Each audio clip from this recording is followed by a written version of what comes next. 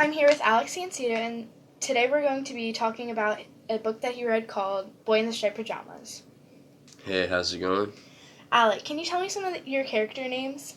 Some of the characters in my book are Bruno, Shmuel. We've got Bruno's dad, who he just calls father, and of course Bruno's mother, who he just calls mother. We also have the maid of the house, Maria, and that's about it. Just a bunch of other small characters like Gretel. She doesn't really play a role. That's about it. And tell me about Bruno's dad. Bruno's dad. Bruno's dad is a Nazi officer, so I can't imagine what life must be like for Bruno. I know he's got a much stricter household than most because of his father's high position in the Nazi army. So that's got to be rough. But I mean, he lives a normal life pretty much. But his dad's doing some bad stuff. That's for sure. What concentration camp was his dad running?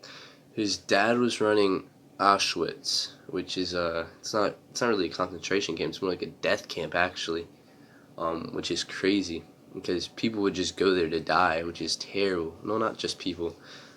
Jewish people would just go there to die, and I mean, yeah, the Bruno had no clue where he was. And what persuaded Bruno to go talk to the boy on the other side of the fence? Bruno, when he came to Auschwitz from Berlin, Germany, he had no friends. He had no clue.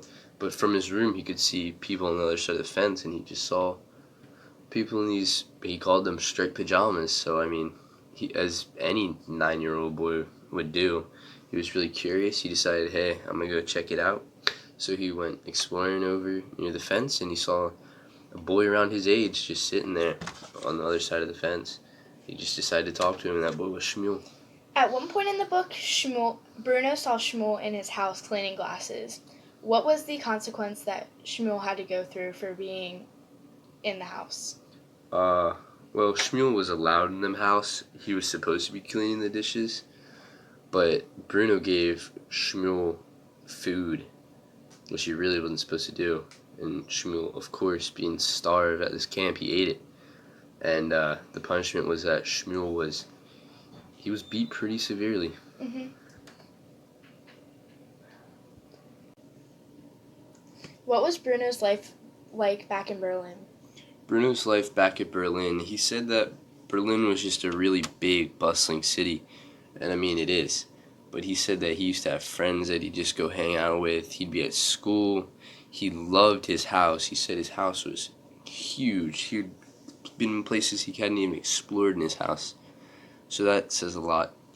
I can see why he wouldn't like Auschwitz or Poland as much as he liked Berlin, Germany, because there's not really much to do out in the countryside when you're a 9-year-old little boy.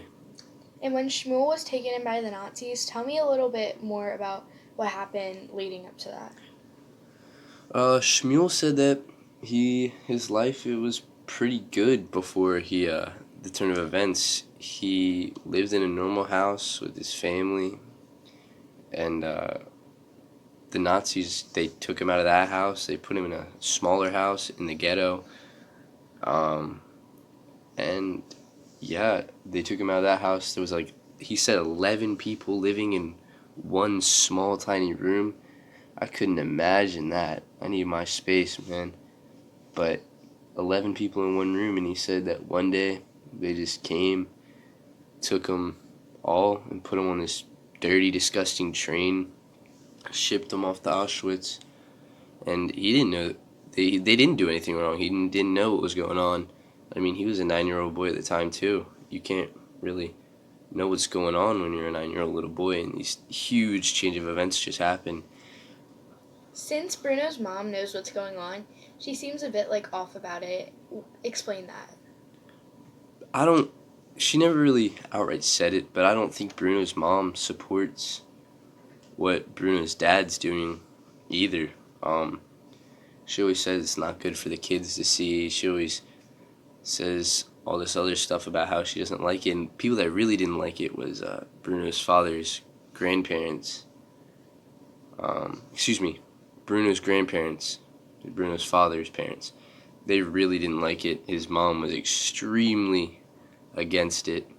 So you can see that Bruno's been seeing his father must be doing something wrong, but he's pretty much brainwashed to think, hey, these Nazis are good guys. They're not doing anything wrong. Everything's going on. It's completely normal. Hmm. Can you elaborate a little bit more on Maria's role in the family? Maria's role in the family, she is pretty much just the maid, but she thinks when she was younger, she had troubles and stuff at home, and Bruno's father helped her out a lot, gave her a job as the maid and everything. Um, but her main role, she doesn't really have a role. She's pretty much just a maid. Yeah. And towards the end of the book, Bruno decides to go under the fence. He gets a striped, quote unquote, striped pajamas uniform, and he goes under the fence. And what happened once he was in Auschwitz? He went to go visit Shmuel underneath the fence to see what it was like over there.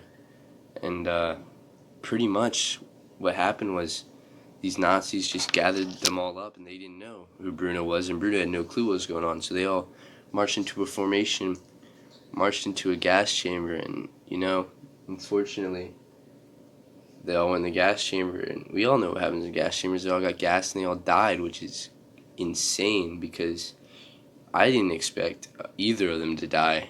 I definitely didn't expect Bruno to die in that book. So. Mm-hmm. And once Bruno's mom and dad realized that he was missing and they decided to go to Auschwitz to investigate, what was Bruno's mother's first thought? She didn't really have a thought on what was going on. She had no clue. But that's about it. She had no clue. They just went there when to see what was up. They looked everywhere for Bruno. Yeah. Okay. Thank you. All right. Thank you for having me on the show.